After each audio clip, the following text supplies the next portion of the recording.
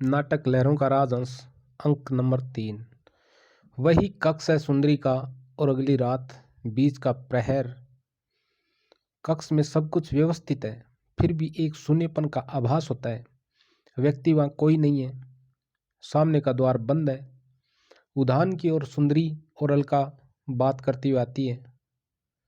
सुंदरी के बाल अब भी खुले हैं। वेश वही है जो दूसरे अंक के अंत में था। भाव में कठोरता है। सुंदरी, किसी ने भी नहीं देखा। यह कब हुआ? अलका, नहीं देवी। सुंदरी, यह भी पता नहीं कि घटना दिन की है या रात की। तो यहाँ पर राजहंस उड़ने की घटना की बात हो रही है। अलका, नहीं, इससे पहले मुझे इधर आने का समय नहीं मिला। सुंदरी, न जाने क्यों आंखों से देखकर भी मुझे विश्वास नहीं आ रहा।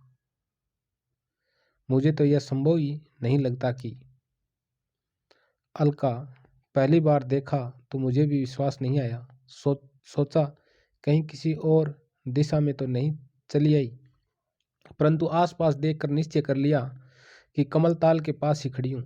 तो ताल का सूनापन मन में घिर आया। पहले सोचा कि आपको सूचना न दूं, पर फिर मुझसे रहा नहीं गया।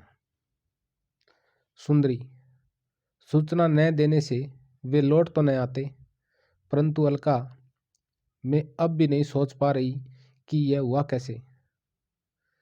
राजहंस स्वयं उड़कर चले गए। इस पर विश्वास नहीं आता, परंतु मन यह भी नहीं मानता कि कोई उन्हें ताल से चुरा ले गया है। अलका, नहीं, या ऐसा साहस किसी का नहीं हो सकता कि उन्हें ताल से चुरा ले जाता। सुंदरी गंभीर दृष्टि से सामने देखती हुई, साहस की बात आज नहीं कह सकती, परंतु नहीं सोच पा रही कि यदि सचमुच किसी ने ऐसा साहस किया है तो वह हो कौन सकता है। अलका, कुछ अव्यवस्थित देखिए। जिस पर संदेह हो सकता था वह तो कल सारी रात और आज सारा दिन साथ के कक्ष से बाहर ही नहीं आया। इस बीच अधिकांश समय मैं स्वयं उसके पास रही हूं। सुंदरी, उस पर मुझे संदेह नहीं है, इसलिए तय नहीं कर पा रही कि यह हुआ कैसे, परंतु राजहंस आहत थे। कम से कम उनमें अवश्य आया था। कम से कम एक उनमें अवश्य आहत था।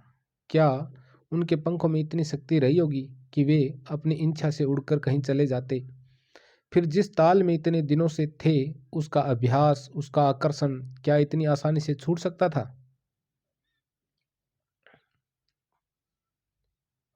तो ये कुमार के प्रति सांकेतिक अर्थ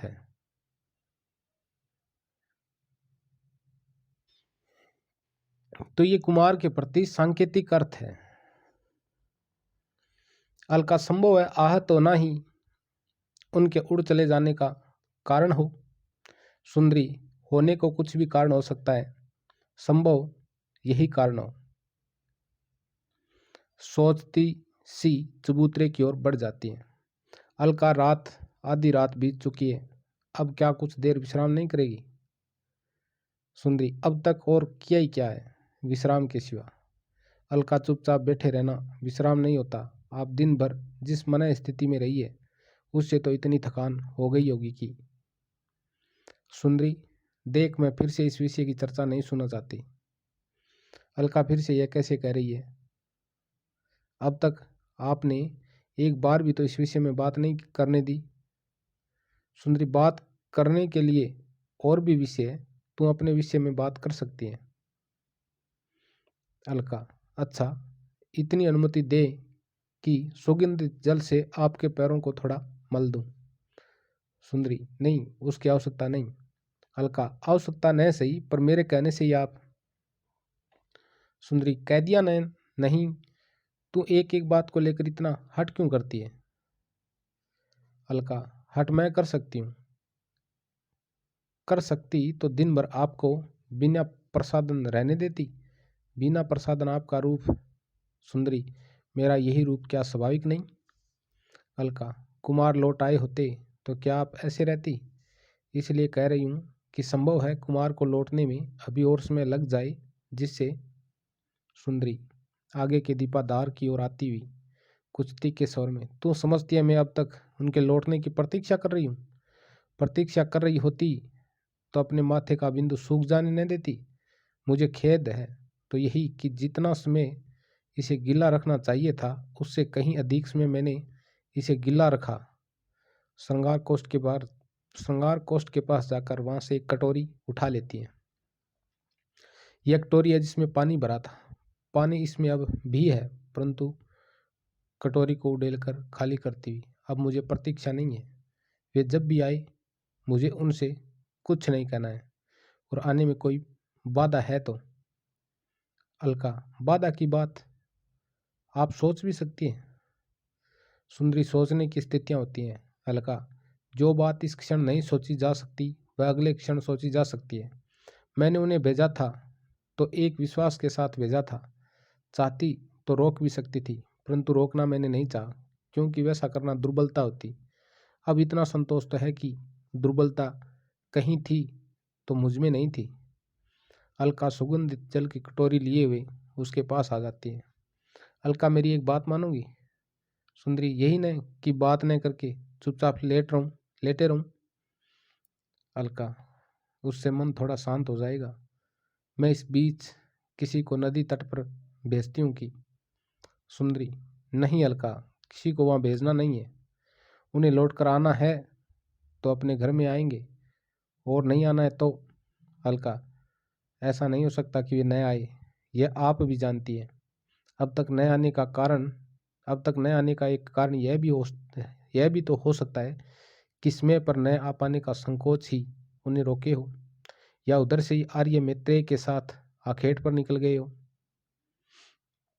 सुंदरी, आखेट पर? हाँ, यही तो एक दिन था उनके आखेट पर जाने के लिए। अलका, ऐसा नहीं तो भाई से विदा लेने में उन्हें संकोच हो रहा होगा। आप जानती है भाई के प्रति कितना आदर और स्नेह उसके मन में है। सुंदरी, जानती हूँ। अलका, तो मेरी बात मानो और कुछ देर विश्राम कर लें। मैं सुगंधित जल से माथा सहलाऊंगी तो संभव है घड़ी दो घड़ी नींद भी आ जाए। सुंदरी, समय पर क्या नींद अपने आप ही नहीं आ जाएगी? अलका, इस तरह खड़े खड़े नहीं, लेटे रहने से आएगी। आप मेरी बात कभी नहीं टालती ना, तो इसमें भी मेरी बात रखने के लिए ही थोड़ी देर लेट जाएं। सुंदरी, झूले की ओर बढ़ती हुई जैसे अपने से, हाँ, तेरी बात रखने के लिए या अपनी बात भूल जाने के लिए झूले पर बैठ जाती है। अलका झूले के तकिए ठीक करके सारे से उसे लिटा देती है।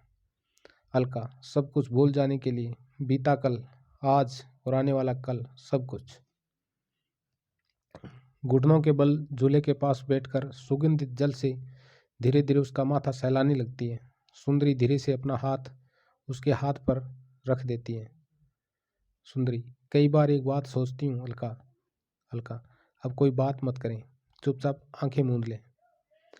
सुंदरी एक बार उसकी ओर देखकर आत्मसमर्पण के भाव से आंखें मूंद लेती है।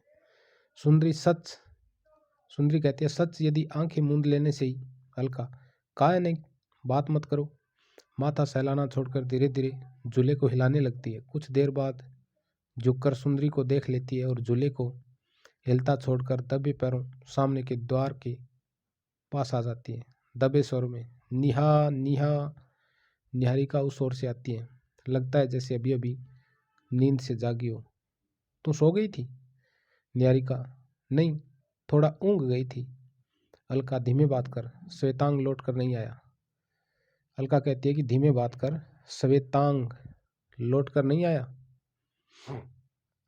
निहारिका, आया होगा तो बाहर प्रतीक्षा कर रहा होगा। उसे कहा था ना कि देवी के सामने आकर बात न करें। अलका, देख, आया हो तो उसे कह दे एक बार झूले की ओर देखकर कि यहीं चला आए। मेरा इसमें उन्हें अकेली छोड़कर बाहर जाना ठीक नहीं। निहारिका चली जाती है। अलका झूले के पास जाकर सुंदरी को देखती है और धीरे से उसे वस्त्र उठा देती है। सामने के द्वार से श्वेतांग आता है। अलका हल्के पांव उसके पास चली जाती है और उससे धीमे स्वर में बात करने का संकेत करती है। अलका, उनसे भेंट हुई? श्वेतांग, नहीं। अलका, उन्हें देखा भी नहीं? श्वेतांग, नहीं। अलका, वे वहाँ नहीं है। श्वेतांग, वहाँ से कब के जा चुके हैं? अलका, कुछ पता चला कि वहाँ से अकेले ही चले हैं या? श्वेतांग, अकेले ही चले हैं। अलका, वहाँ से किस ओर गए? श्वेतांग, यह ठीक से पता नहीं चला। अलका, यह तो पता चला होगा कि वहाँ उन्हें इतना समय कैसे लग गया। श्वेतांग, हाँ, जिसमें वहाँ पहुँचे तथागत इतने लोगों से घिरे थे कि कितनी ही देर वे उनके पास नहीं आ पाए। इस बीच कितनी बार वहाँ से उठ आने को वे, परंतु उठने का साहस नहीं कर सके। अलका, फिर श्वेतांग कहता है कि अंत में पास आने का अवसर मिला तो उन्होंने तथागत को प्रणाम किया और उनसे एक बार अपने यहाँ आतिथ्य स्वीकार करने के लिए कहा। अलका, यहाँ आतिथ्य स्वीकार करने के लिए कहा और तथागत ने स्वीकार कर लिया? श्वेतांग, नहीं, उन्होंने इसका उत्तर नहीं दिया। कुमार इतने अव्यवस्थित थे कि दूसरी बार उनसे कहे बिना ही चुपचाप वहां से लौट कर आने लगे। सुंदरी कुन्नू मुनाकर करवट बदलती है। अलका और श्वेतांग पल भर चुप हो रहते हैं। अलका, यह निश्चय करके कि सुंदरी की नींद नहीं खुली, आने लगे परंतु आ नहीं पाए, तो क्या तथागत ने उन्हें रोका? श्वेतांग, कहकर नहीं रोका। कुछ क्षण स्थिर दृष्टि से वे कुमार की ओर देखते रहे, फिर उनसे अपने पीछे आने को कहकर विहार में चले गए। अलका, ओ, कैसे अंतर्द्वंद के क्षण रहे होंगे कुमार के लिए। विहार में कितना समय रहे वे उसके साथ? श्वेतांग, कितना इसमें? सुना है वहाँ उन्हें धर्म का उपदेश देकर तथागत ने भिक्षु आनंद से कहा कि वे कुमार को दीक्षित कर दे। श्वेतांग, कितना इसमें? सुना है वहाँ उन्हें धर्म का उपदेश देकर तथागत ने भिक्षु आनंद से कहा कि वे कुमार को दीक्षित कर दें। अलका, स्तब्ध होकर, दीक्षित कर दें? श्वेतांग, हाँ, और उन्हें दीक्षित कर दिया गया। अलका, कर दिया गया और कुमार ने चुपचाप दीक्षित होना स्वीकार कर लिया? श्वेतांग, नहीं, पहले उन्होंने विरोध किया, परंतु जब आरोप लगाया गया कि वे कामासक्त होने के कारण ऐसा कर रहे हैं तो वे स्थिर दृष्टि से तथागत की ओर देखते हुए चुप खड़े रहे।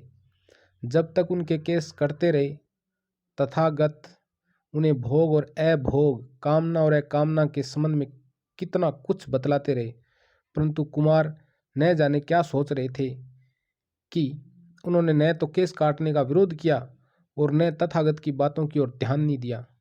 अलका, और इस तरह कुमार दीक्षित हो गए।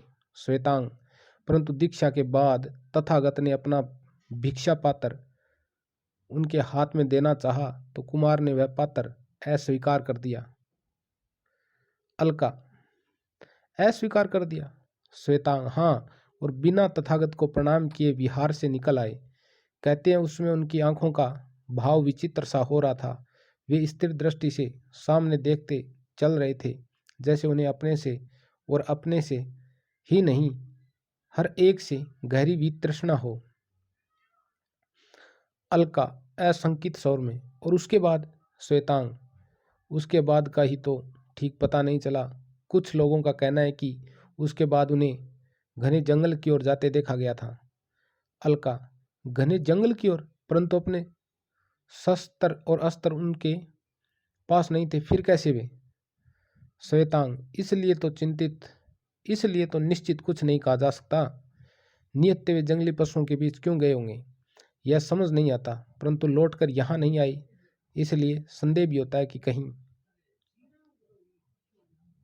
अलका, अमंगल की बात मत सोचो। जंगली पशुओं के बीच निहत्ते जाकर भी कुमार का अनिष्ट नहीं हो सकता। श्वेतांग, मैंने सोचा था आर्य मैत्रेय से बात करूं जिससे कुमार को खोजने का कुछ प्रयत्न किया जा सके, परंतु। अलका, परंतु क्या? श्वेतांग, आर्य मैत्रेय भी आज दीक्षित हो गए हैं। अलका, आर्य मैत्रेय भी? हाँ, वे भी। अब यदि देवी से आदेश प्राप्त हो जाए तो मैं कुछ सैनिकों को साथ लेकर। अलका, नहीं, इन्हें अभी इस संबंध में बताना ठीक नहीं। श्वेतांग, परंतु तुम ये नहीं सोचती कि इन्हें न बताना भी अहितकर सिद्ध हो सकता है?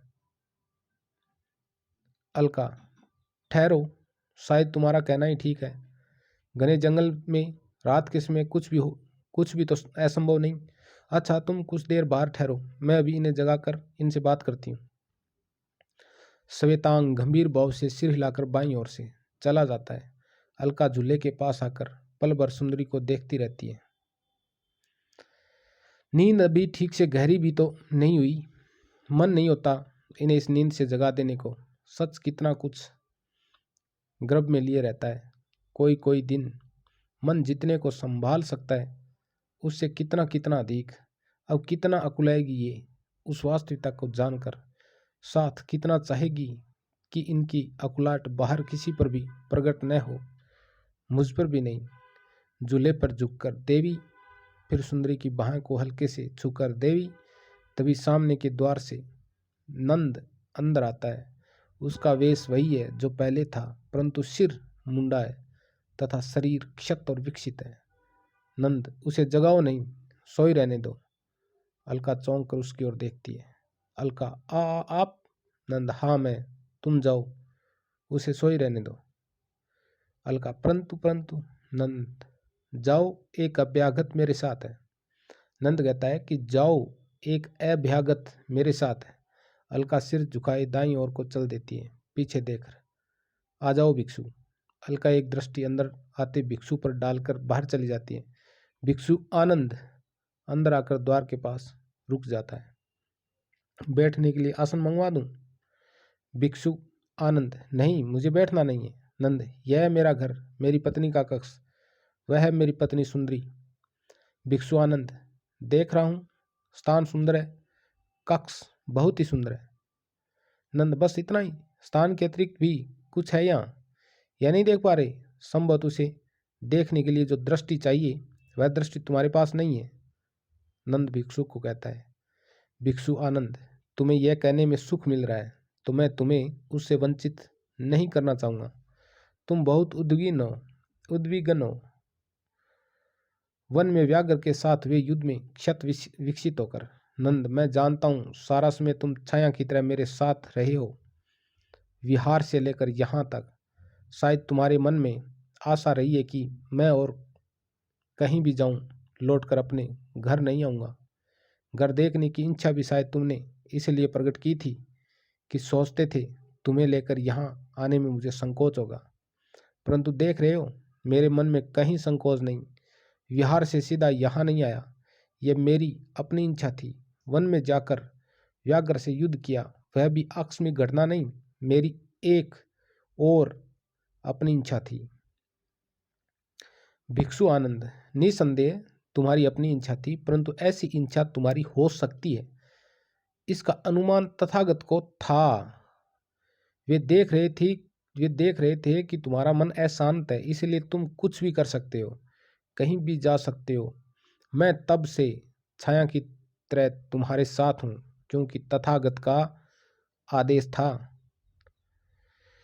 नंद, तथागत के आदेश के विषय में और नहीं सुनना चाहता। भिक्षु, उनके आदेश से तुमने मेरे केस काट दिए। भाई के सम्मान के कारण मैंने बलपूर्वक विरोध नहीं किया। आशा थी वे मेरी आंखों में देखकर जान जाएंगे कि उस अनचाही दीक्षा के विषय में मैं क्या सोच रहा हूँ, परंतु उन्होंने जानकर भी नहीं जानना चाहा तो उनका दिया भिक्षा पात्र हाथ में न लेकर मैं अपना उत्तर दे आया था। भिक्षु आनंद, उत्तर दे नहीं आए थे, अब तक दे रहे हो। भिक्षा पात्र हाथ में न लेना तुम्हारे उत्तर का एक अंश था। दूसरा अंश था तुम्हारा यहाँ न आकर जंगल में चले जाना और व्याघ्र से युद्ध करना। और तीसरा अंश है नंद, तुम जब तक चाहो अंश गिनते रहो भिक्षु, परंतु तथागत ये अवश्य जानते हैं कि मैं उन्हें अपना पूरा उत्तर दे आया था। भिक्षु आनंद, वे इससे अधिक जानते हैं नंद, जानते हैं कि तुम्हारा कोई भी उत्तर तब तक पूरा नहीं हो सकता जब तक। नंद, जब तक? भिक्षु आनंद, मन की व्याकुलता शांत नहीं हो जाती। तो मन की व्याकुलता शांत नहीं हो जाती, ये भिक्षु आनंद का कथन है। नंद, और वह शांत होगी तुम्हारी दीक्षा स्वीकार कर लेने से। भिक्षु आनंद, नहीं, दीक्षा स्वीकार कर लेने से ही वह शांत न होगी। नंद व्यंग्य के साथ, तो कैसे शांत होगी वह? भिक्षु आनंद, यह तुम मुझसे नहीं अपने से पूछ रहे हो? नंद, नहीं भिक्षु, बातों का खेल हमारे बीच और नहीं खेला जाएगा। स्वर्ग और नरक, वैराग्य और विवेक, शील और संयम, आर्य सत्य और समृत, जानता हूं वाणी के छल से तुम मुझे किस ओर ले जाना चाहते हो, परंतु वह दिशा मेरी नहीं है, कदापि नहीं। भिक्षु आनंद, निसंदेह नहीं।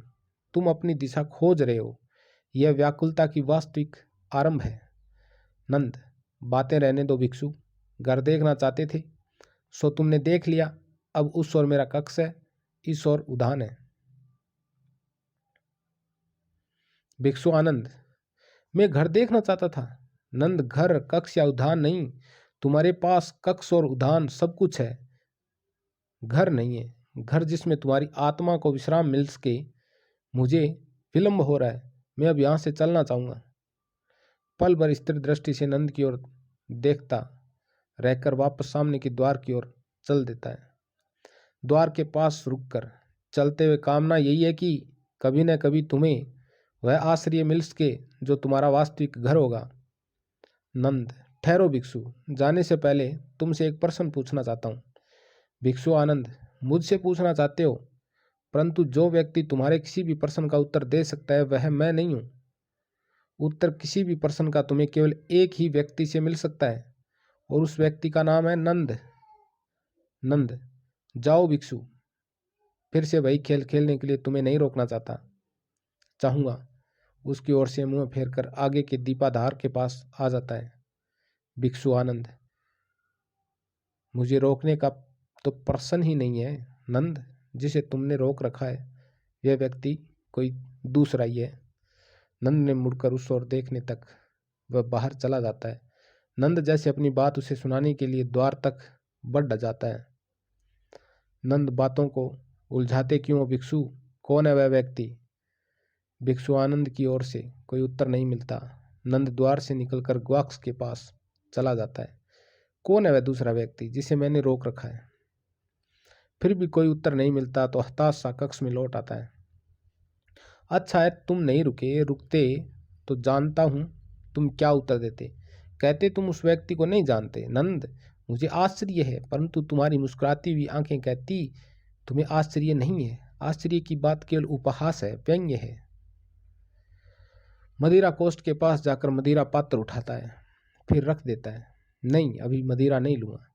भिक्षु, तुम्हारी मुस्कुराती हुई भौहें जिससे यह न कह सके स्मृति से इतना डर क्यों लगता है नंद? अपनी स्मृति को मदिरा की विस्मृति में डुबो क्यों देना चाहते हो? मदिरा कोष्ठ के पास से हटता हुआ, यद्यपि उसका उत्तर मैं तुम्हें दे सकता था, कह सकता था कि स्मृति से बचने के लिए तुमने जो स्वांग रचा है वह मैंने नहीं रचा। इसलिए झूले के पास रुककर पल भर सुंदरी की ओर देखता रहता है।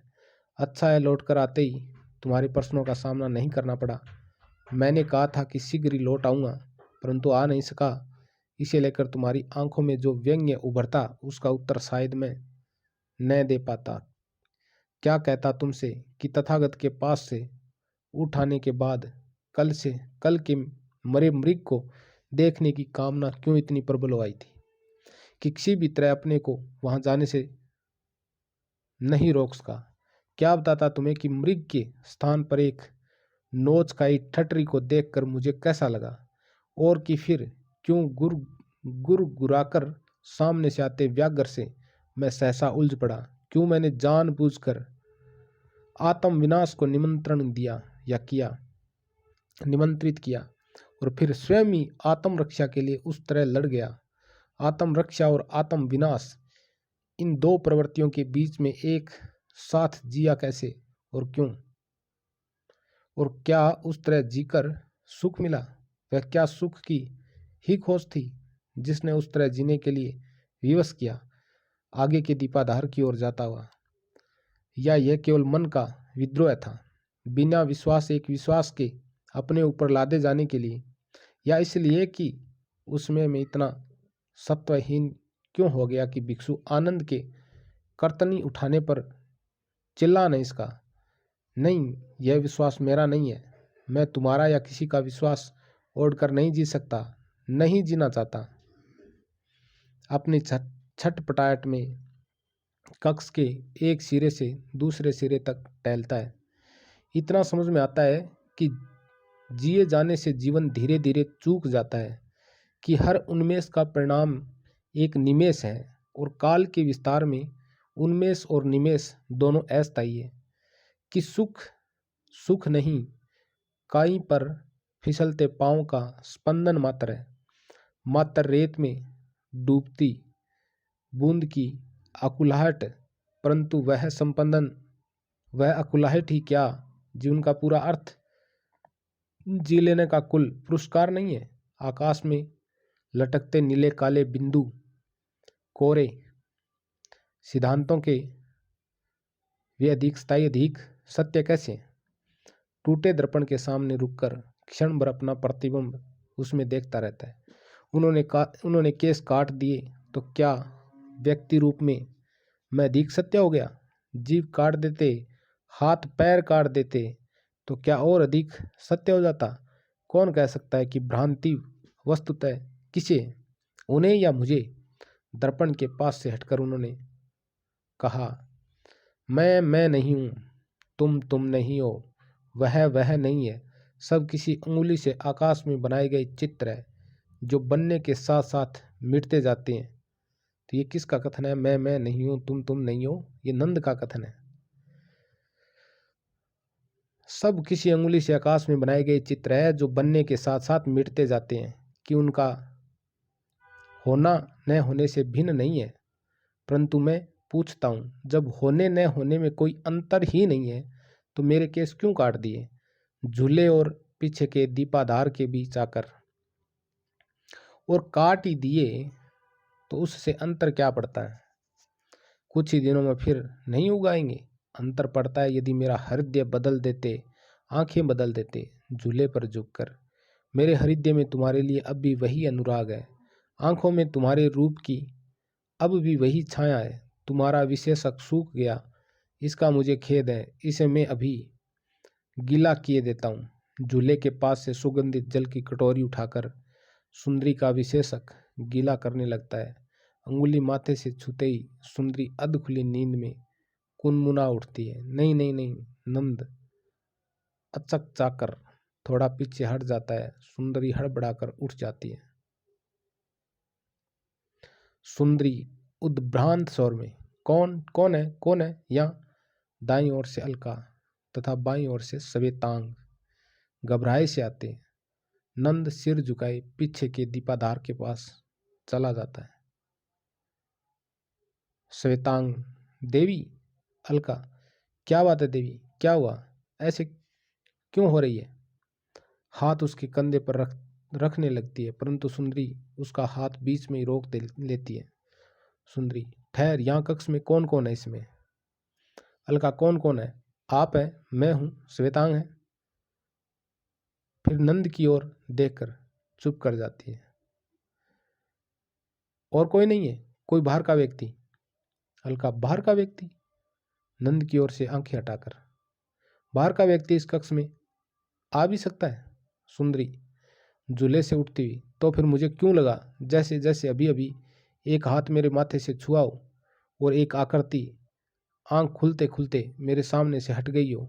सच कितनी विचित्र थी वह आकृति, कितनी असंगत, कितनी अस्वाभाविक। सिर एक भिक्षु का और शेष शरीर एक आहत योद्धा का। सोने से पहले मन स्वस्थ नहीं था, शायद इसलिए ऐसा भ्रम हुआ हो। अलका, मन तो आपका कल से ही स्वस्थ नहीं है। पुनः नंद की ओर देखकर, कल जिसमें से? सुंदरी, देख कल की बात तुझे मुझसे नहीं करनी चाहिए, न आज और न आज के बाद ही कभी। जो व्यक्ति कल जाने के बाद लौटकर नहीं आया, उसकी बात भी नहीं।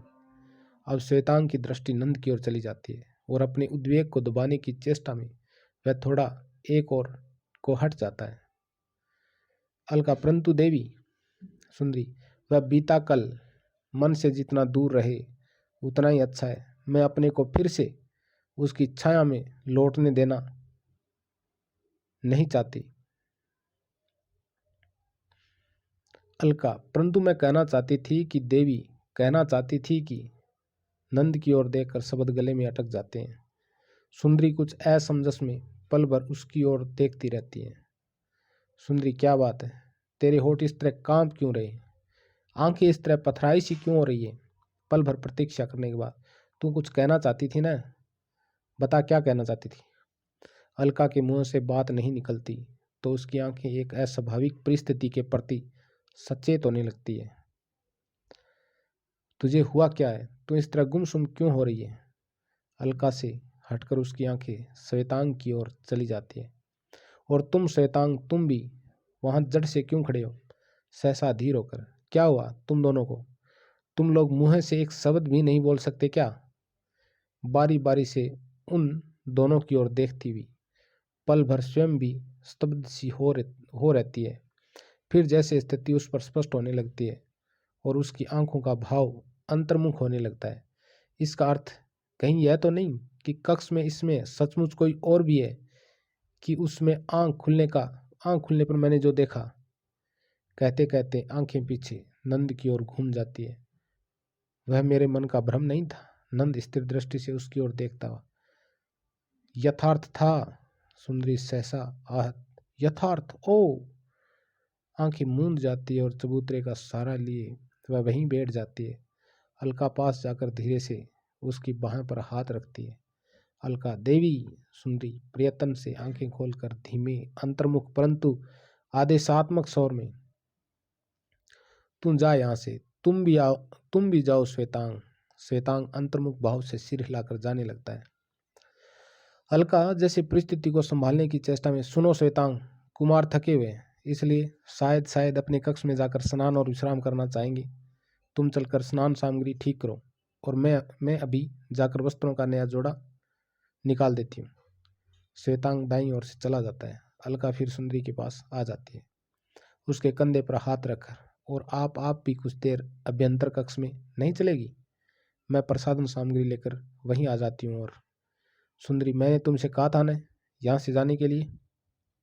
अलका, मैं जा रही हूँ। जाते हुए केवल इतना कहना चाहती थी कि। सुंदरी अधीर स्वर में, केवल कितना कहना चाहती थी? बिना कहे नहीं जा सकती क्या? अलका, मैं जानती हूँ आपको कैसा लग रहा है, परंतु अब जबकि कुमार लौट आए हैं। सुंदरी, लौट आए हैं? चबूतरे से उठती, नहीं, लौटकर वे नहीं आए। जो आया है वह व्यक्ति कोई दूसरा ही है। नंद दूसरा? बढ़कर उसकी ओर आता हुआ, तो तुम भी कह रही हो कि मैं कोई दूसरा व्यक्ति हूँ, केवल इसलिए कि किसी ने हठ से मेरे केस काट दिए हैं, मुझे पहले से थोड़ा अपरूप कर दिए? क्या इतने से ही व्यक्ति एक से दूसरा हो जाता है? अलका इस बीच श्रृंगार कोष्ठ के पास जाकर टूटा दर्पण हटाने लगती है। सुंदरी, तू अब भी यहाँ क्या कर रही है? अलका, अलका, टूटा दर्पण हटा रही हूँ, पहले इस ओर ध्यान ही नहीं गया इसलिए। सुंदरी, इसे रहने दे और तू जा। अलका फिर भी पल भर दुविधा में रहती है। काहे न जा? मैं इसमें अपने कक्ष में बिल्कुल अकेली रहना चाहती हूँ। अलका उस स्वर से प्रभावित दर्पण छोड़कर अनिश्चित भाव से दाईं ओर से चली जाती है। नंद पल भर अंतर्मुख भाव से उसकी ओर देखता रहकर, मुझसे भी अकेली, यही अर्थ है ना तुम्हारा? सुंदरी स्वर को यथासंभव संयत रखने का प्रयत्न करती हुई, आपसे अकेली क्या? मैं इसमें भी नहीं हूं। नंद, इसमें भी तुम मुझसे अकेली हो? तुम्हें सचमुच लग रहा है कि तुम मुझसे अकेली हो? सुंदरी सीधे उसकी आंखों में देखती हुई, आपको नहीं लग रहा? उससे आंखें हटाकर, मुझे क्या लग रहा है, यह तुम कैसे कह सकती हो? सुंदरी, नहीं कह सकती न। व्यक्ति अकेला और किस तरह से होता है। धीरे से मत्स्यकार आसन की ओर बढ़ जाती है। नंद, तो तुम कहना चाहती हो कि? सुंदरी, नहीं कहना, मैं कुछ नहीं चाहती। आसन पर बैठ जाती है। नंद अपने स्थान पर खड़ा पल भर उसकी ओर देखता रहता है, फिर बढ़कर उसके पास आ जाता है। नंद, परंतु मैं कहना चाहता हूँ कि यहाँ से जाने से अब तक के बीच जो कुछ हुआ वह सब तुम्हें बताना चाहता हूँ। इस बीच क्या क्या अनुभव किया मैंने, किन किन मन स्थितियों में जिया हूँ मैं, उस सब का अनुमान तुम मेरे बाहर के रूप को देखकर नहीं लगा सकती। सुंदरी, बाहर और अंदर में अंतर है, देख रही हूँ। नंद, फिर भी बहुत कुछ है जो तुम नहीं देख रही। मेरे घावों को देखकर इतना अनुमान तुम्हें हो गया होगा कि तथागत के पास से मैं सीधा यहाँ नहीं आया। इस बीच वन में जाकर मैंने एक व्याघ्र से युद्ध किया, परंतु उसके बाद भी सीधा यहाँ नहीं आया। चाहता था कुछ में बिल्कुल अकेला रहूं, इतना कि किसी का आभास तक मेरे पास न हो, परंतु वह इच्छा पूरी नहीं हुई, क्योंकि एक व्यक्ति निरंतर छाया की तरह मेरे साथ रहा। इस छाया से मैं बच भी जाता, परंतु उसके अतिरिक्त और भी कितनी ही छायाएं मेरे साथ थी। जो छाया सबसे निकट थी वह थी तुम देखो, मुझे तुमसे बहुत कुछ कहना है जो मैं आज तक नहीं कह पाया। लौटकर इसलिए आया था कि सुंदरी स्थिर दृष्टि से उसे देखती हुई, अन्यथा न आते न, मैं जानती हूँ। नंद व्याकुल भाव से, नहीं जानती नहीं हो, केवल विश्वास करना चाहती हो कि जानती हो। अपनी जिस वास्तविकता को तुमसे बांटने की बात मैं आज सोच कर आया हूँ, उसके संबंध में तुम बिल्कुल नहीं जानती। सुंदरी कैसी वास्तविकता होगी वह जिसके संबंध में मैं बिल्कुल नहीं जानती। नंद मदिरा कोष्ठ की ओर जाता हुआ, तुम्हारा यह भाव मुझे अच्छा नहीं लग रहा। तुम्हें ऐसी कोई बात नहीं कहनी चाहिए जिसे मैं सदा के लिए अपने को तुमसे, मदिरा पात्र हाथ में लेकर, तुमसे, देखो इसमें मेरा शब्दों पर वश नहीं है। कहना कुछ चाहता हूँ, बात मुंह से कुछ निकल पड़ती है। सुंदरी आसन से उठती हुई, शब्दों से अंतर नहीं पड़ता, अर्थ आपका मेरे लिए अस्पष्ट नहीं है। नंद चषक में मदिरा डालता, तुम न जाने किस अर्थ की बात कर रही हो। जान सकता हूं वह कौन सा अर्थ है जो तुम्हारे लिए स्पष्ट नहीं है। सुंदरी, वह जिसे छिपाने के लिए चषक में मदिरा डाल रहे हैं उसकी ओर आती हुई, परंतु इस प्रयत्न से वह अर्थ छिप नहीं जाएगा। नंद चषक हाथ में लिए अत्यधिक गंभीर भाव से, देखो, तुम्हें यदि यही लग रहा है कि मैं किसी अर्थ को छिपाने का प्रयत्न कर रहा हूं, तो मुझे इतना ही कहना है कि सुंदरी कह दीजिए ना, बात पूरी नहीं कर पा रहे। नंद जैसे हार कर हाथ का भरा हुआ चषक वहीं उड़ेल देता है। नंद, ठीक कहती हो तुम, मुझे स्वीकार कर ही लेना चाहिए। सुंदरी आगे सुनने की प्रतीक्षा में एकटक उसकी ओर देखती रहती है कि अब सचमुच में अपना वास्तविक अर्थ तुमसे छिपाकर नहीं रख सकता, और अब जबकि तुम वह अर्थ जान ही गई हो तो। सुंदरी, जान अब नहीं गई हूं, सदा से जानती रही हूं। अब नंद आगे सुनने की प्रतीक्षा में उसकी ओर देखता रहता है। जानती रही हूं कि जितने साधारण और लोग हैं उतने ही साधारण आप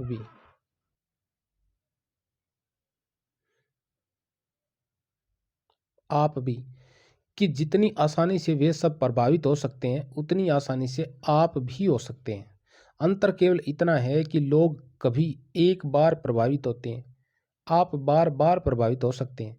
जिस किसी से प्रभावित हो सकते हैं, आशंका मेरे मन में तब भी थी जब मैंने आपको यहाँ से भेजा था, परंतु तब कहीं यह विश्वास भी था कि अपनी उत्तेजना से निढाल पल भर रुकी रहती है,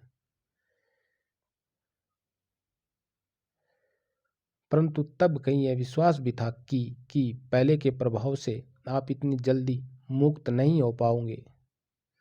नंद उसके शब्दों से आहत पल भर स्तब्ध खड़ा रहता है, फिर मुड़कर उसकी ओर देखता है। नंद, बस इतना ही जाना है तुमने, और मैंने समझा था कि तुम वास्तविक अर्थ ही जान गई हो। सुंदरी जैसे झटका खाकर उसकी ओर बढ़ती है। सुंदरी, बहुत गहरा है वह वास्तविक अर्थ। नहीं, उतना गहरा नहीं है, मैंने जितना जाना है उससे अधिक नहीं है। उसमें जानने को नंद भी अपने को संयंत्र रख पाने में असमर्थ उसकी ओर बढ़ता है। नंद उसके ऊपर घिरा कर, है उससे थोड़ा थोड़ा थोड़ा अधिक है, और आज तुम जानने की ही बात कर रही हो तो अच्छा है, उतना और जान लो। सुंदरी आंखें सामने की ओर स्थिर किए उसकी बात सुनती रहती है, जैसे निरंतर आघात करता हुआ। मैं इसमें यहाँ क्यों हूँ, कल यहाँ क्यों था, वर्षों से यहाँ क्यों रहा हूँ? किसी प्रभाव के कारण नहीं, अपनी एक आंतरिक आवश्यकता के कारण। और कल और आज के बीच जो बाहर रहा हूँ वह भी किसी प्रभाव के कारण नहीं, अपनी एक और आंतरिक आवश्यकता के कारण। उत्तेजना में अपने हाथों को उलझाए उसके पास से हट जाता है। मैं कब से जानता हूँ कि मैं पूरा यहाँ जीने के लिए नहीं हूँ, यह भी कि पूरा यहाँ से कटकर जीने के लिए भी नहीं हूँ। कहाँ, कितना, किस बिंदु पर जीने के लिए हूँ, इसका उत्तर मैं आज तक अपने को नहीं दे पाता। फिर उसके पास आकर मैं जानता हूँ तुम्हें यह सब सुनना सहाय नहीं है, इसलिए सहाय नहीं है कि तुम समझती हो तुम ही वह केंद्र हो जिसके वृत्त में मैं एक नक्षत्र की तरह घूमता हूँ। परंतु मैं अपने को एक ऐसे टूटे हुए नक्षत्र की तरह पाता हूँ जिसका कहीं वृत्त नहीं है, जिसका कोई धुरा नहीं है। सुंदरी से हटकर उसकी आंखें अब स्थिर भाव से सामने देखने लगती है। नंद कहता है, मैं चौराहे पर खड़ा नंगा व्यक्ति हूँ जिसे सभी दिशाएं लील लेना चाहती है और अपने को ढकने के लिए जिसके पास आवरण नहीं है। जिस किसी दिशा की ओर पैर बढ़ाता हूँ, लगता है वह दिशा स्वयं अपने ध्रुव पर डगमगा रही है और मैं पीछे हट जाता हूँ। स्वयं स्वर और आंखों में व्याकुलता तथा हताशा उत्तरोत्तर गहरी होती जाती है। हट जाता हूँ। उसके पास था तो मन यहाँ के लिए व्याकुल था, अब तुम्हारे सामने हूँ तो मन कहीं और के लिए व्याकुल है। क्योंकि यहाँ हो या वहाँ, सब जगह मैं अपने को एक सा अधूरा अनुभव करता हूँ। क्योंकि तुम हो या वे, कोई भी मेरी इस वास्तविकता को स्वीकार नहीं कर सकता। क्योंकि इस रूप में हो या उस रूप में, अब किसी भी रूप में मैं अपने को झुठलाकर नहीं जी सकता। क्योंकि मैं यह भी हूँ और वह भी, इनमें से कोई एक नहीं, जैसा कि तुम सब अलग अलग से विश्वास करना चाहते हो कि मैं हूँ। हाँफता सा चुप कर जाता है। पल भर दोनों एक दूसरे से बात करने की प्रतीक्षा करते हैं। फिर सुंदरी धीरे से मुड़कर उसकी ओर देखती है। सुंदरी, और बस और कुछ नहीं आपके पास कहने को? नंद हताश दृष्टि से उसे देखता हुआ सिर हिला देता है। नंद, नहीं, और कुछ नहीं है, सचमुच और कुछ नहीं है मेरे पास कहने को।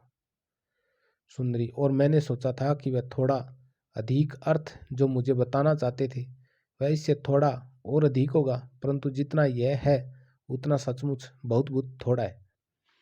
नंद अंदर के आवेग से रुद्ध कर, कहाँ, क्या, कितना थोड़ा है, यह कितनी अच्छी तरह तोल सकती हो तुम?